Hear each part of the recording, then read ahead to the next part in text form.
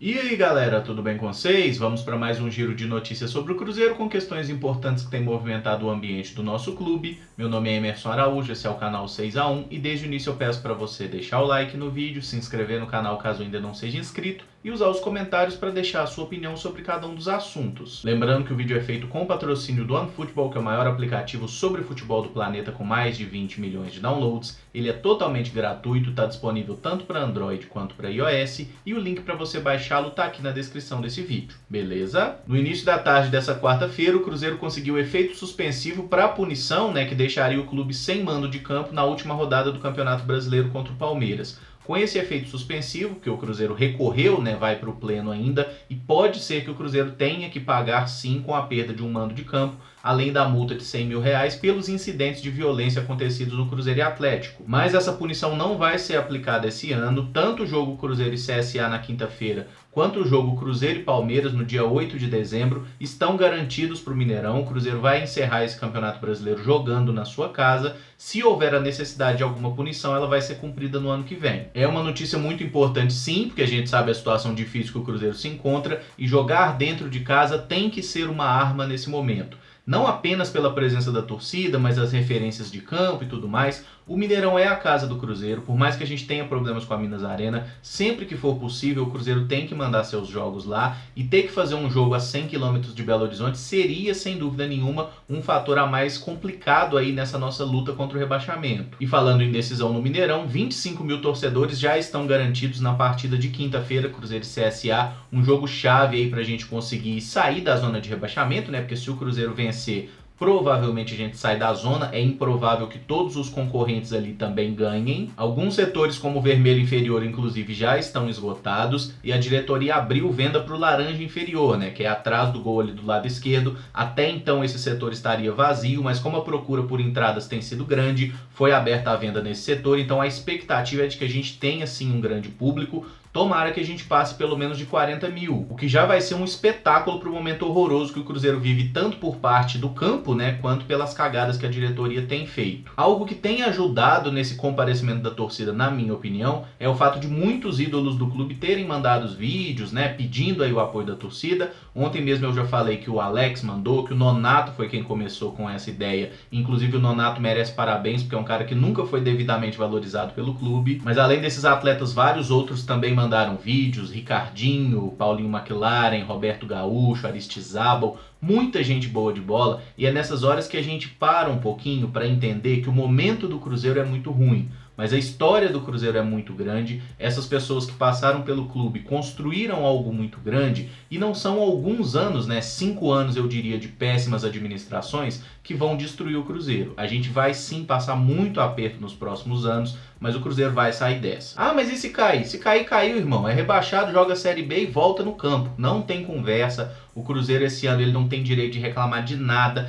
Inclusive, se porventura o pior acontecer, a torcida é a única que não pode ter nenhum tipo de responsabilidade, porque em todos os momentos que foi chamada a ação ela esteve lá, e em muitos momentos não precisou chamar, porque nesse momento a gente está vendo aí uma mobilização do clube, ingresso popular, mas no primeiro momento que o Cruzeiro deu uma esboçada ali de que ia reagir, já mandaram os ingressos lá para cima de novo, mostrando como que é uma relação não de parceria, é uma relação parasitária, mas tudo isso já foi comentado a exaustão, acho que não convém ficar repetindo. É hora de união de força, de todo mundo jogando junto para que o Cruzeiro consiga essa vitória contra o CSA e depois traga pontos também, Ganhar do Vasco lá no Rio de Janeiro não é impossível, do Grêmio lá no Sul é muito complicado, bem mais complicado até, é o nosso jogo mais duro, mas também dá para ganhar. Em 2017, por exemplo, o Cruzeiro foi à Arena do Grêmio e ganhou por 1-0 com o gol do Rafael Sobis, e não é que o time do Cruzeiro era melhor que o time do Grêmio naquela ocasião, estava longe de ser o caso. Atualmente é claro que o nível das equipes é muito diferente, o Grêmio está brigando lá em cima, é um time muito consistente e certamente vai fazer de tudo para rebaixar o Cruzeiro. Mas nós estamos vivos, a mesma coisa vai ser o Vasco, que vai tentar tirar uma casquinha, o CSA vai vender caro um resultado pra gente, e na última rodada, se o Palmeiras tiver a oportunidade, eles vão querer nos rebaixar sim. Agora é hora do Cruzeiro mostrar força, a torcida vai estar junto, cabe a Abel Braga e os jogadores fazerem a parte deles dentro de campo. O nosso jogo é só na quinta-feira, mas nessa quarta vários concorrentes concorrentes direto entram em campo, né, em jogos que eu sei, normalmente não vale a pena a gente ficar secando os adversários se o Cruzeiro não fizer a parte dele. Nós vamos precisar ganhar do CSA. Mas a gente não pode negar o fato também que um tropeço desses times nos ajudariam. A luta contra o rebaixamento virou uma espécie de resta um, né? Quem é mais velho deve lembrar aí do jogo de tabuleiro que o objetivo era você manter uma peça. Quando a gente olha, eram 4 vagas aí para queda, o Avaí já garantiu a dele, né? Já carimbou o passaporte para a Série B. Chapecoense e CSA estão muito perto de cair também, coisa de 99% de chance, mas ainda tem a hipótese matemática de se salvar. Então é aquele negócio, resta uma vaga para 5 times, né? A menos que CSA ou Chapecoense consigam fazer um milagre e todo mundo tropece absurdamente, o que não é muito provável. Mas falando dos confrontos, hoje a gente tem um Chapecoense e Botafogo que seria interessante um empate ou uma vitória da Chape, né, para que o Botafogo não consiga abrir uma distância. E a gente torce também para que o Flamengo vença o Ceará, um jogo que o Flamengo não pode deixar de vencer de forma alguma. E se o Bahia ganhar do Atlético, tem uma questão interessante também, que o nosso rival tá conversando demais, fazendo graça, eles têm 41 pontos, né? Se porventura o Cruzeiro ganha amanhã, e isso é a única coisa inegociável na rodada, é o Cruzeiro ganhar do CSA, mas se porventura o Cruzeiro vence e o Atlético perde, a diferença entre eles ficará em 2 pontos apenas. Então o Atlético é um time que também não está livre da queda ainda. Além do nosso jogo, né, na quinta-feira tem um Palmeiras e Fluminense, que a gente espera também que o Palmeiras consiga uma vitória, que certamente daria uma força para o Cruzeiro aí nessa pontuação. Então a situação é muito complicada, o Cruzeiro ainda depende só de si, e talvez esse seja o grande problema, né, a gente fazer a nossa parte, mas enquanto a gente tem uma possibilidade matemática de ficar na Série A, eu acho que nós não podemos desistir, e muito menos quem está dentro de campo, né? Eles lá dentro de campo têm que entrar, jogar bola e acreditar que é possível vencer os adversários, sim.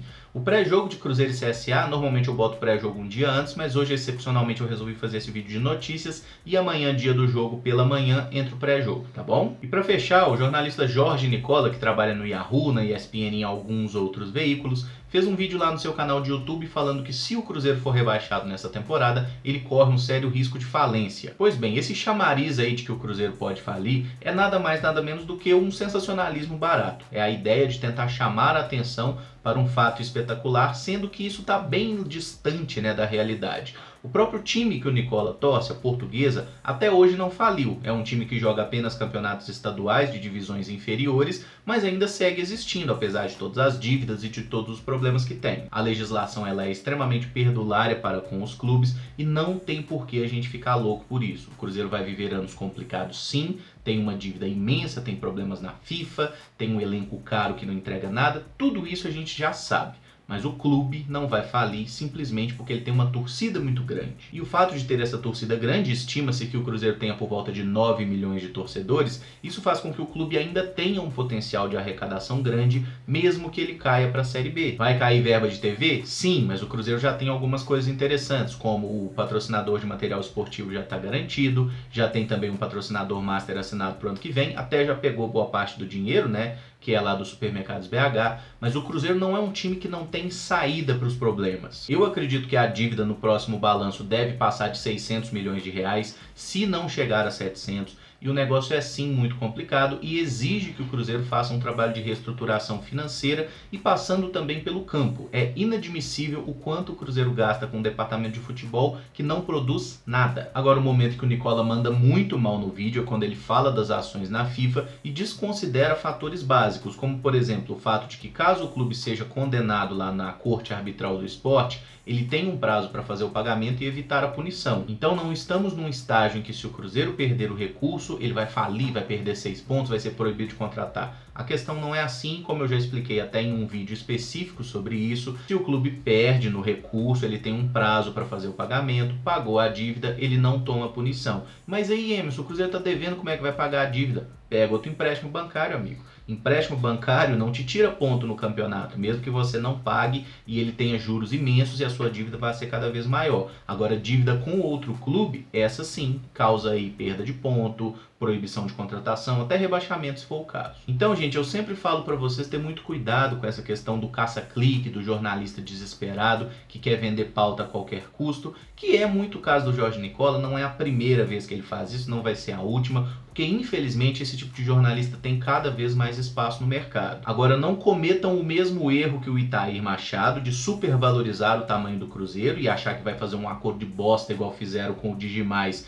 e a torcida vai dar milhões de dinheiro pro clube. A coisa não funciona assim. E também não cometam o erro de subestimar o tamanho do Cruzeiro. São 9 milhões de torcedores que têm sim disposição para ajudar. Talvez os 9 não tenham, mas 3 milhões de torcedores que quiserem ajudar o clube já é muita coisa para um clube de futebol. Tem muita gente que aceitaria voltar a ser sócio do Cruzeiro, tem muita gente que gostaria de ir ao Mineirão ver jogos, que consome produtos oficiais do clube. E sabe por que muita gente não está fazendo isso agora? Porque não sente confiança em quem está dentro de campo, não sente confiança em quem administra o clube e tem a permanente sensação de que está sendo roubado. Eu acredito sim que nós vamos passar por dificuldades nos próximos anos, mas é possível o Cruzeiro superar tudo isso pelo tamanho que tem e por esse potencial de arrecadação. Se reduzir drasticamente a folha de pagamento, se livrar aí desse cabide de emprego que virou o Cruzeiro, não só no departamento de futebol, mas na base, até na sede campestre. Parar com essa babaquice de apostar em jogador e técnico de grife e começar a prestar mais atenção no desempenho de cada um. E o mais importante, aposta na categoria de base. Tem muita gente boa no time sub-20 do Cruzeiro.